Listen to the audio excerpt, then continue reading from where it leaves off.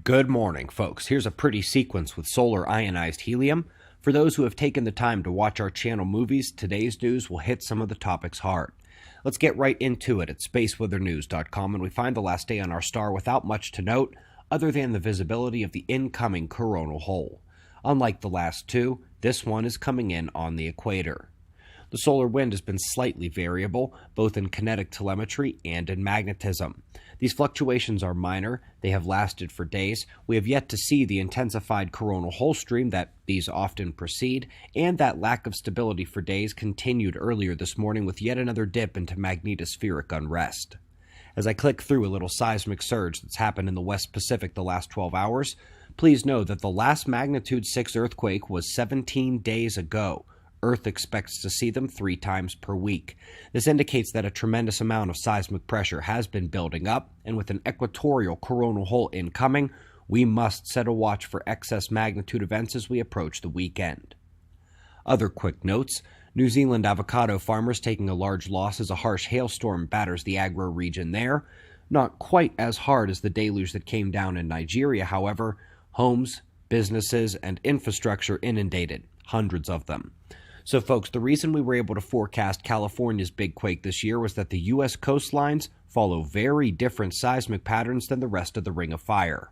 Here is a bit more on that from Los Alamos, sharing how the slow slip buildup at Cascadia likely matches one of their lab tests, but not a whole lot of other fault zones on Earth, and that the pressure is building now to a fault rupture and a fault failure, but they don't forecast when that will occur. We'll go out next to Mars. Nice shot here from Roscosmos of the northern icy dunes near the Martian North Pole. Should be starting to melt soon for the Martian season. And we have the orbital insertion and lifetime of Capstone set. It is actually in the same orbit as a future craft is planned around the moon, but this is to test that orbit and take pre-mission data for their Artemis mission. Up next, wonderful cosmology note here. Folks, we've long heard about the galaxies and clusters being found lined up and often equidistant apart like pearls on a string, suggesting the peaks of a waveform. And today we bolster the concept that these neighbors indeed all shared construction plans in their orientation. The best bet right now is local field effects over more chaotic plasma turbulence. And now let's begin a double disaster article hit here. First, magnetoreception. North Atlantic haddock larvae not only ubiquitously lined up to the northwest, but the ones they took back to the closed system lab setting did it too, over and over again, even without all environmental signals.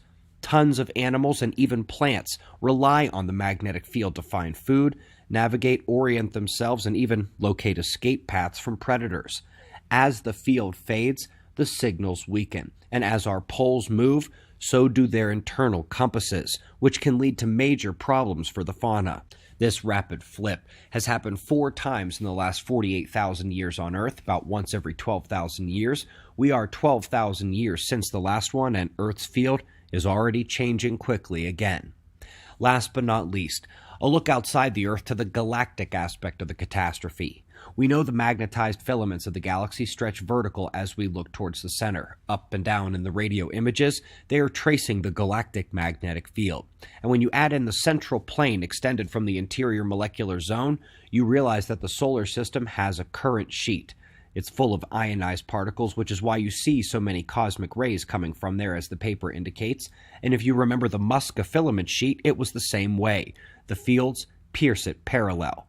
Simple takeaway here: the galaxy does indeed have that central electric current sheet. If so, it crosses the solar system much more often than we cross the galactic equator. It represents a galactic magnetic reversal, ion bombardment, and dust inundation, and when it hits our sun, there is no telling just how bad it could be, only that it must happen based on the simple physics in comparison with our own solar system. We greatly appreciate your support. Our 3 movies are staying linked down there as catch-up resources if you need them. They're also on the homepage of suspiciousobservers.org and our channel homepage. Both of those are great resources, by the way. We've got wind map forecasts and shots of our star to close. We'll do this all again tomorrow, right here, but right now it's 4:20 a.m. in the new Valley of the Sun. Eyes open, no fear. Be safe, everyone.